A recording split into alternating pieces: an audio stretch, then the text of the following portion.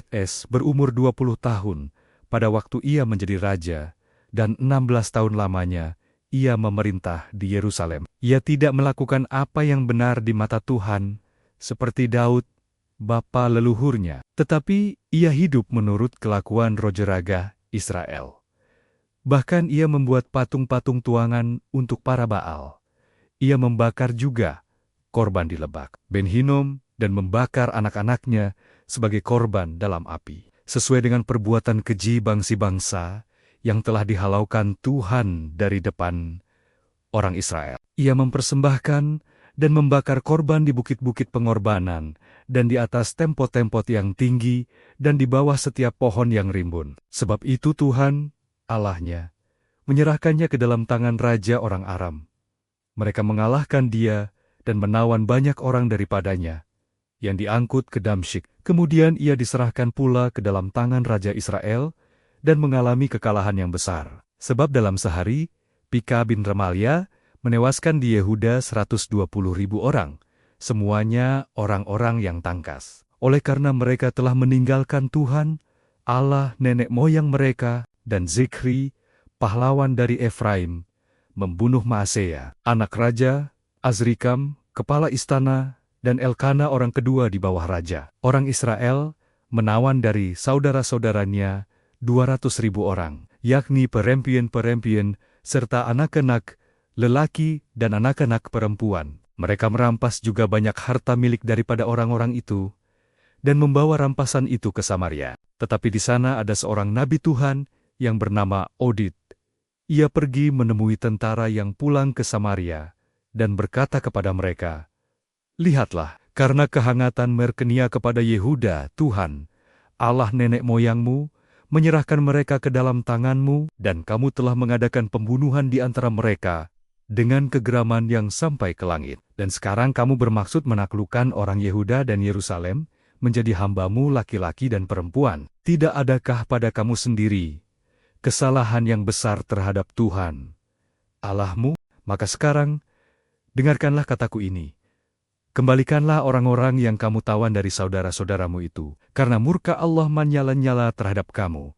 Lalu bangkitlah beberapa pemimpin Bani Efraim, yakni Azaria bin Yahanan, Berekhya bin Mesir, Yehizkia bin Salum, dan Amasa bin Hedley, menghadapi orang-orang yang pulang dari perang, dan berkata kepada mereka, "Jangan bawa tawanan-tawanan itu kemari, sebab maksudmu itu menjadikan kita bersalah terhadap Tuhan dan menambah dosa dan kesalahan kita. Sudah cukup besar kesalahan kita. Dan murka yang menyala-nyala telah menimpa Israel." Lalu orang-orang yang bersenjata itu meninggalkan tawanan dan barang-barang rampasannya di muka para pemimpin dan seluruh jemaah, dan orang-orang yang ditunjuk dengan disebut namanya bangkit, lalu menjemput para tawanan itu. Semua orang yang telanjang mereka berikan pakaian dari rampasan itu. Orang-orang itu diberi pakaian, kasut, makanan dan minuman. Mereka diurapi dengan minyak, dan semua yang terlalu payah untuk berjalan diangkut dengan keledai dan dibawa ke Yerikho, kota pohon korma, dekat saudara-saudara mereka. Sesudah itu, orang Israel itu pulang ke Samaria. Pada waktu itu Raja Ahaz menyuruh utusan kepada Raja negeri Asyur untuk memohon bantuan, karena orang Edom telah datang pula dan mengalahkan Yehuda serta mengangkut tawanan-tawanan. Orang-orang Filistin juga telah menyerbu kota-kota di daerah bukit dan di tanah Negeb Yehuda. Mereka pun merebut Bet-Sims, Ayalon, Gederot, Soho dengan segala anak kotanya, Timna dengan segala anak kotanya, dan Gomzo dengan segala anak kotanya, dan menetap di kota-kota itu. Demikianlah Tuhan merendahkan Yehuda oleh karena Atase, Raja Israel itu, membiarkan kebiadaban berlaku di Yehuda, dan berubah setia kepada Tuhan. Maka datanglah Tilgat-Pilneser, Raja negeri Asyur, kepadanya.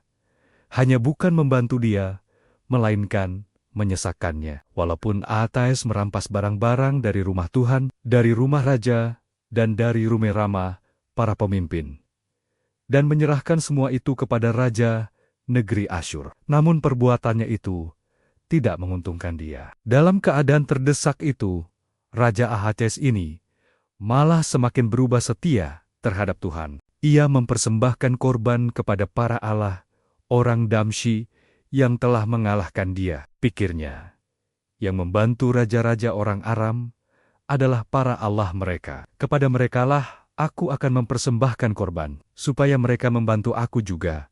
Tetapi Allah itulah yang menjadi sebab keruntuhan bagi dia, dan bersama-sama dengan dia, bagi seluruh Israel. Atais mengumpulkan perkokos perkakas rumah Allah, dan menghancurkannya. Ia menutup pintu rumah Tuhan, lalu membuat mesbah bagi dirinya di segenap penjuru Yerusalem. Di tiap-tiap kota di Yehuda, ia membuat bukit-bukit pengorbanan untuk membakar korban bagi Allah lain. Dengan demikian ia menyakiti hati Tuhan, Allah nenek moyangnya. Selebihnya dari riwayatnya dan seluruh tingkah langkahnya, dari awal sampai akhir, sesungguhnya semuanya itu tertulis dalam kitab Raja-Raja, Yehuda, dan Israel. Kemudian Atais mendapat perhentian bersama-sama dengan nenek moyangnya, dan dikuburkan di dalam kota, di Yerusalem. Tetapi ia tidak dibawa ke pekuburan raja-raja Israel. Maka Hizkia, anaknya, menjadi raja, menggantikan dia. Hizkia berumur 25 tahun pada waktu ia menjadi raja, dan 29 tahun lamanya ia memerintah di Yerusalem. Nama ibunya ialah Abia, anak Zakharia. Ia melakukan apa yang benar di mata Tuhan, tepat seperti yang dilakukan Daud, bapa leluhurnya. Pada tahun pertama pemerintahannya, dalam bulan yang pertama, ia membuka pintu-pintu rumah Tuhan dan memperbaikinya. Ia mendatangkan para imam dan orang-orang Lui dan mengumpulkan mereka di halaman sebelah timur. Katanya kepada mereka, "Dengarlah, hai orang-orang Lui, sekarang kuduskanlah dirimu dan kuduskanlah rumah Tuhan, Allah nenek moyangmu.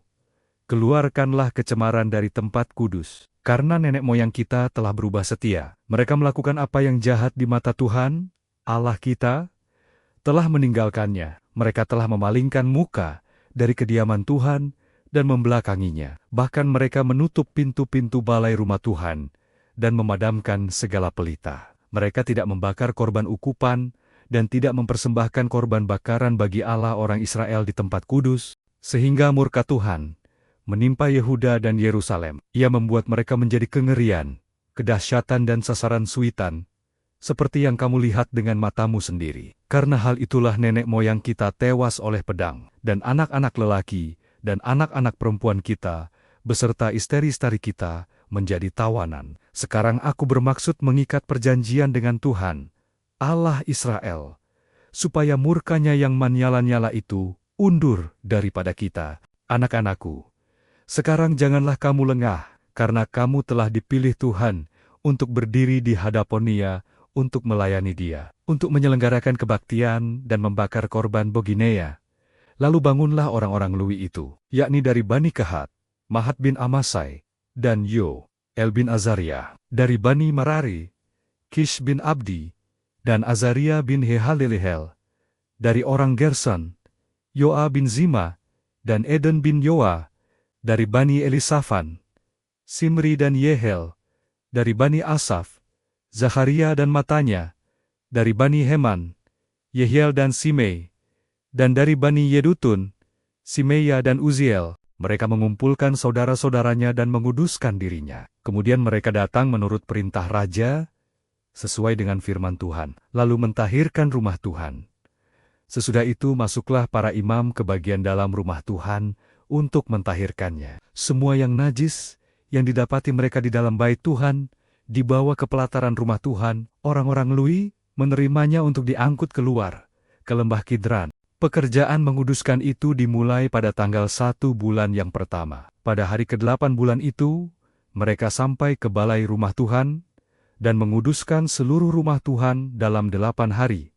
Mereka selesai pada hari ke-16 bulan pertama. Lalu masuklah mereka menghadap Raja Hizkia dan berkata, "Kami telah mentahirkan seluruh rumah Tuhan, juga mezbah korban bakaran dengan segala perkakasnya, dan meja roti sajian dengan segala perkakasnya, dan segala perkakas yang dibuang Raja Atais ketika ia berubah setia pada masa pemerintahannya, telah kami sediakan dan kami kuduskan. Sekarang, semuanya itu ada di depan mezbah Tuhan." Maka pagi-pagi Raja Hizkia mengumpulkan pemimpin-pemimpin kota dan pergi ke rumah Tuhan. mereka membawa 7 ekor lembu jantan, 7 ekor domba jantan, 7 ekor domba muda, dan 7 ekor kambing jantan sebagai korban penghapus dosa untuk keluarga raja, untuk tempat kudus, dan untuk Yehuda. Ia memerintahkan anak-anak Harun, yakni para imam, untuk mempersembahkannya di atas mezbah Tuhan. Lalu mereka menyembelih lembu-lembu itu. Para imam menerima darahnya dan menyiramkannya pada mezbah. Kemudian mereka menyembelih domba jantan dan menyiramkan darahnya pada mezbah. Sesudah itu mereka menyembelih domba muda dan menyiramkan darahnya pada mezbah. Selanjutnya mereka membawa keming-keming jantan yang akan menjadi korban penghapus dosa ke hadapan raja dan jemaah. Mereka meletakkan tangannya ke atas kambing-kambing itu, dan para imam menyembelihnya dan mempersembahkan darahnya di atas mezbah sebagai korban penghapus dosa untuk mengadakan pendamaian bagi seluruh Israel. Sebab raja telah memerintahkan untuk mempersembahkan korban bakaran dan korban penghapus dosa itu bagi seluruh Israel. Ia menempatkan orang-orang Lewi di rumah Tuhan dengan ceracap, gambus, dan kecapi sesuai dengan perintah Daud dan Gad, pelihat raja, dan Nabi Natan. Karena dari Tuhanlah perintah itu, dengan perantaraan nabi-nabinya, maka berdirilah orang-orang Lewi dengan alat-alat musik Daud. Demikian pula para imam dengan nafiri. Lalu Hizkia memerintahkan untuk mempersembahkan korban bakaran di atas mezbah. Pada saat persembahan korban bakaran dimulai, mulailah pula dinyanyikan nyanyian bagi Tuhan dan dibunyikan nafiri dengan iringan alat-alat musik Daud, Raja Israel. Seluruh jemaah sujud menyembah, sementara nyanyian dinyanyikan dan nafiri dibunyikan. Semuanya itu berlangsung sampai korban bakaran habis terbakar. Sehabis korban bakaran dipersembahkan, raja dan semua orang yang hadir bersama-sama, dia berlutut dan sujud menyembah. Lalu Raja Hizkia dan para pemimpin memerintahkan orang-orang Lewi menyanyikan puji-pujian untuk Tuhan dengan kata-kata Daud dan Asaf, pelihat itu. Maka mereka menyanyikan puji-pujian dengan sukaria, lalu berlutut dan sujud menyembah. Kemudian berbicaralah Hizkia, "Sekarang kamu telah mentahbiskan dirimu untuk Tuhan. Mendekatlah dan bawalah korban-korban sembelihan dan korban-korban syukur ke rumah Tuhan." Lalu jemaah membawa korban-korban sembelihan dan korban-korban puji-pujian. Setiap orang yang rela hati membawa juga korban-korban bakaran. Jumlah korban bakaran yang dibawa jemaah ialah lembu 70 ekor, domba jantan 100 ekor, dan domba muda 200 ekor. Semuanya sebagai korban bakaran bagi Tuhan, persembahan-persembahan kudus, terdiri dari lembu sapi 600 ekor dan kambing domba 3.000 ekor. Tetapi jumlah imam terlalu sedikit, sehingga mereka tidak sanggup menguliti semua korban bakaran. Oleh sebab itu, saudara-saudara mereka, orang-orang Lewi, membantu mereka sampai pekerjaan itu selesai, dan sampai para imam menguduskan dirinya. Sebab orang-orang Lewi itu lebih bersungguh-sungguh menguduskan dirinya daripada para imam. Lagi pula korban bakaran itu banyak, dengan segala lemak korban keselamatan dan segala korban curahan pada korban-korban bakaran itu. Demikianlah ibadah di rumah Tuhan ditetapkan kembali. Hizkia dan seluruh rakyat bersukacita akan apa yang telah ditetapkan Allah bagi bangsa itu. Karena hal itu terjadi dengan tak disangka-sangka.